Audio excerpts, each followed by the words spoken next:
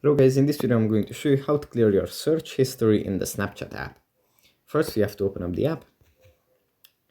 Here it opens up in the camera. From here we just go into the profile menu, then into settings. Here we scroll down and under account actions we find clear search history. We tap on this and then we can tap on clear to delete our search history and just make it empty.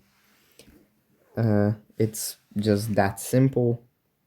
You can just tap on this and tap on clear and it's done. Search history has been cleared.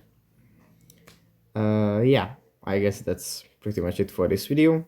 I hope it was helpful for you guys, and I will see you in the next one. Bye.